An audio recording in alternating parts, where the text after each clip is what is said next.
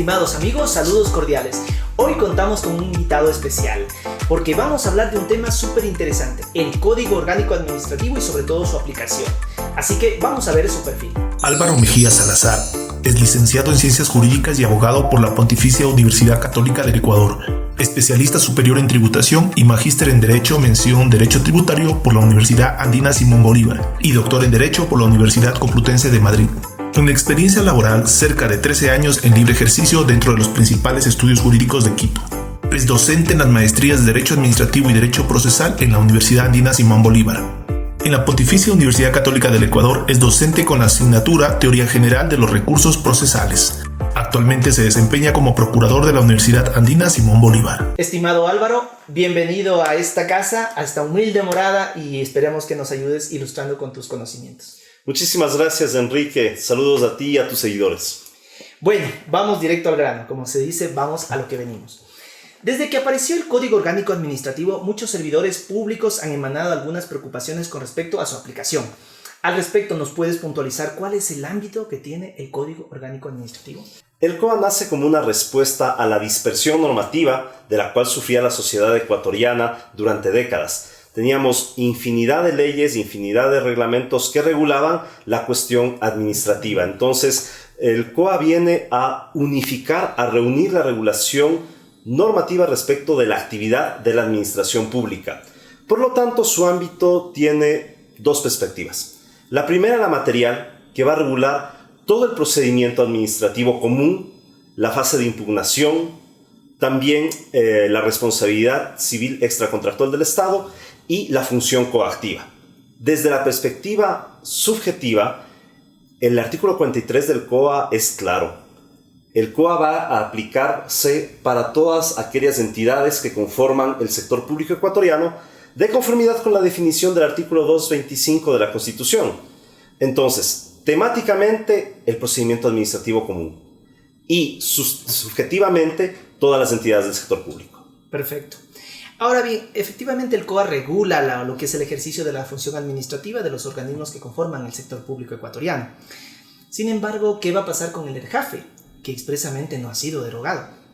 Así es. Recordemos que el ERJAFE es una norma que surge por un mandato o una delegación de la Ley de Modernización aparecida a inicios de los 90.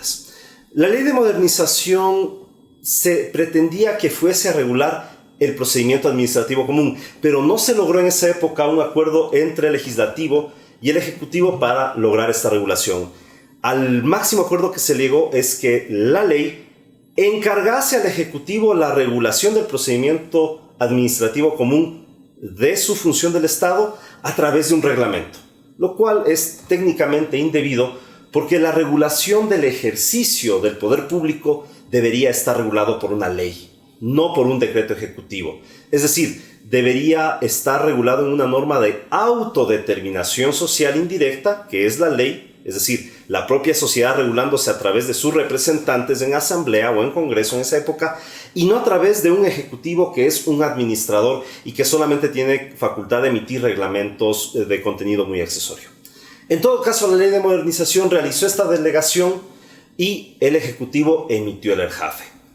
Ahora bien, ¿se encuentra o no vigente el ERJAFE? La respuesta es no. ¿Por qué? Porque el COA ha derogado expresamente la Ley de Modernización. Así es. Y por tanto, al no existir la ley que delega la creación del ERJAFE, el ERJAFE se queda sin sustento jurídico. Ciertamente hay varias voces que sostienen que al no existir un decreto ejecutivo que derogue expresamente el ERJAFE, este se encontraría vigente. Yo estoy totalmente en desacuerdo con esa posición porque, como digo, la razón de ser del ERJAFE es un mandato legal que al ya no existir, pues deviene en la inexistencia o ineficacia jurídica de esa norma. Claro, te comentaba algún momento que hubiera sido saludable que se lo derogue, así como se ha derogado otras normas. Pero bueno, es lo que tenemos.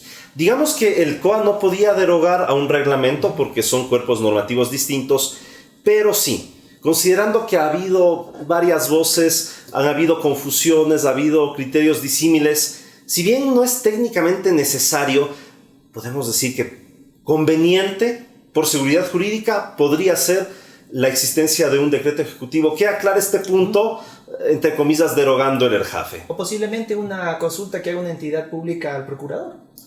Bueno, sí, desde una perspectiva netamente procedimental, cabría que el procurador se pronuncie al respecto. Confiamos en las buenas gestiones y las buenas respuestas del procurador, aunque hay que aceptar que, aún respetando mucho la capacidad del procurador y de su equipo, varios administrativistas hemos estado en desacuerdo de una absolución a una consulta emitida hace un par de meses, donde torpedeaba al COA en favor de legislación de segundo orden, al no haber establecido la uniformidad del procedimiento sancionador que correspondía al COA y no a otras normas que al contrario se entienden como derogadas. Bueno, en algún momento a ver si tocamos también ese tema, porque es un tema interesante. Tema muy interesante y polémico, así es. Así es. Bueno, si bien la impugnación de los actos administrativos en la vía administrativa, obviamente, se debe aplicar disposiciones del Código Orgánico Administrativo, ¿qué opinión tienes con respecto a que en las entidades públicas serían sus propios, entre comillas, digamos así, juzgadores? Es decir, yo mismo como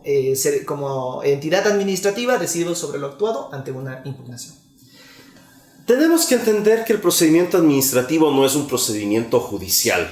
Tenemos que entender que la autoridad pública no es un juez.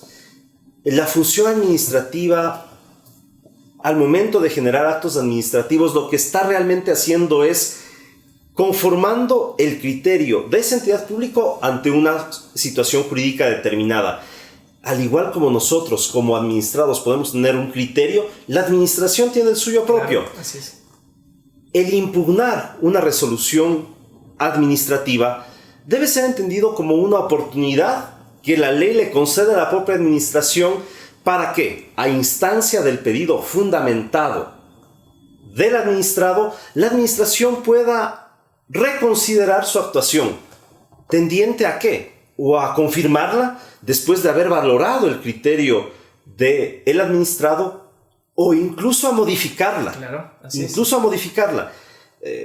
Como bien se ha señalado, y tú en otros videos de tu canal lo has dicho, somos humanos, somos personas. Por el hecho de ejercer coyunturalmente o temporalmente un cargo público, por más elevado que éste sea, no nos extrae de nuestra condición de seres humanos y por lo tanto susceptibles de equivocarnos. Así es. La impugnación no va a señalar con el dedo al administrador, sino va a darle esta oportunidad. Y la administración tiene que entenderlo como tal, no como un lastre o no como un medio de dilación o medio de contradicción o contienda entre el administrado y la administración, sino como una oportunidad para perfeccionar esa actuación pública. Perfecto, me parece muy, muy sensata esa respuesta. Más que nada creo que es un tema de madurez, ¿no?, del servidor público. Así es, y lamentablemente en el país no hemos coadyuvado para incrementar o consolidar esa madurez intelectual y también emocional que requiere la administración pública para reconsiderar una opinión previa. Por ejemplo, en los años 90 se eliminó del Código Tributario el recurso de reposición y ahora el COA ha eliminado también el recurso de reposición para el procedimiento común. El Código Tributario lo hizo para el procedimiento administrativo tributario. Así es. Eliminándose una oportunidad para que el mismo administrador que emitió un acto administrativo lo pueda reconsiderar. Claro, el argumento es que la administración siempre se ratifica. Es un argumento triste realmente porque estamos desconfiando en la madurez intelectual y emocional a la que me refería antes del administrador y simplemente estamos diciendo que es una persona que no puede reconsiderar su criterio. Pero bueno, tocaste un tema interesante en la parte judicial. En una respuesta puntual, para acudir a instancias judiciales como tal, sí me gustaría dejar en claro a los administrados: ¿deben agotar la vía administrativa o no necesariamente? No es necesario agotar la vía administrativa para acudir a la vía judicial. Recuerden que cuando tenemos un acto administrativo tenemos ya el criterio, la posición de la administración respecto de la situación jurídica específica. Yo puedo pedirle a la administración que reconsidere ese criterio, o puedo tenerlo como un criterio de última instancia e ir donde un juez para que la posición de la administración constante en el acto administrativo y mi posición que va a estar constante en la demanda, se contrapongan frente a un juez que sí va a dar a cada quien lo que le corresponda. Entonces, no tengo que necesariamente agotarme cursando todas las vías de impugnación que consta en el COA, por ejemplo, para lograr la habilitación de presentar mi acción judicial. Puedo realizarla directamente porque, como digo, el primer acto administrativo ya constituye un criterio de la administración sobre, o su posición sobre el asunto jurídico concreto. Perfecto. Ante las dudas que tienen algunas personas, bueno, ¿qué pasa con la contratación pública? ¿Se debe aplicar las disposiciones del COA o aplicamos el principio de especialidad en el tema de la materia? Interesante pregunta, porque iniciamos esta entrevista señalando que el ámbito de aplicación subjetivo del COA abarcaba a todas las entidades del sector público ecuatoriano, incluidas aquellas entidades públicas contratantes. Sin embargo, existen ciertas materias que por remisión del propio COA o por una especialidad realmente importante ameritan ser obedecidas o ser tratadas bajo su propia norma. Así. Una de ellas es la materia de Contraloría, no se rige por el COA, mandato expreso de la norma. Otra es, por ejemplo, los temas de propiedad intelectual, no se rigen por el COA, tienen una ley especial para ciertos procedimientos de registro de derechos de contenido intelectual. Y la contratación pública tampoco. La contratación pública va a regirse por especialidad por su propia norma, que también tiene el carácter de orgánica. Como digo, no hablamos en este momento de un retorno a la dispersión normativa, sino del entendimiento que ciertas materias, por su complejidad, no van a tener o no van a obedecer a un procedimiento administrativo común. Todas las materias que tengan un procedimiento administrativo común, el COA, indiscutible, pero aquellas que sí ameriten un procedimiento administrativo especial, pues nos regiremos a la ley especial que lo regule. Perfecto.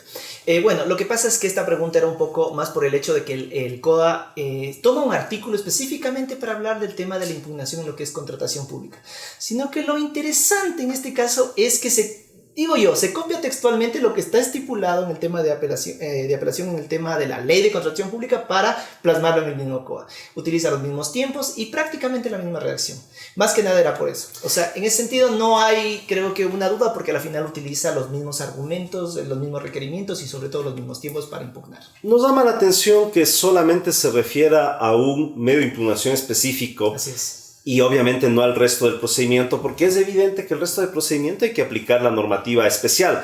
A mí me parece que el haber topado este medio de impugnación, norma huérfana absoluta en el COA respecto de lo que se refiere a contratación pública, es un error técnico del legislador. Es un artículo puntual, pero bueno. Estimado Álvaro, ¿alguna recomendación para nuestros seguidores, algunos de los cuales son servidores públicos? Bueno, respecto del COA, que ha sido la materia de esta entrevista, la primera recomendación es leerlo, tratarlo de estudiar a profundidad. De la sola lectura van a surgir una serie de inquietudes. Sí, una de las herramientas que pueden servir para disipar estas inquietudes es precisamente tu canal y tantos otros medios especializados que nos pueden servir a tales efectos. Y lógicamente también ser muy críticos del COA. El COA ha nacido ya con muchísimos errores. Entonces necesitamos que en el foro jurídico, en el foro administrativo, haya mucha discusión para emprender una reforma. Ustedes me pueden decir, acabamos de emitir el COA y Álvaro ya habla de una reforma. La sostengo vehementemente, al igual que es necesario reformar y de una manera sustancial el COGEP, porque son normas que tienen muchas bondades, pero también muchísimas equivocaciones que deben ser solventadas. Para esto, conocimiento, estudio y crítica. Claro, sobre todo crítica constructiva. Así es. Bueno, estimado Álvaro, muchísimas gracias por tu participación. Esta casa siempre va a estar abierta y esperamos tenerte de nuevo otra vez con nosotros. No sé, y conversaremos o debatiremos algún tema polémico sobre todo, para ver y sobre todo, más que nada, les sirva a los seguidores públicos de Lucha. Muchísimas gracias, Enrique, y nuevamente un saludo a todos tus seguidores. Gracias. Estimados amigos, hemos llegado al final de este evento, así que no pueden perderse nuestras próximas transmisiones. Tendremos constantes entrevistas que pueden aportar a mucho más de lo que es el derecho administrativo como tal. No se olviden visitar nuestra página www.conseiler.com. Nos vemos hasta una próxima oportunidad.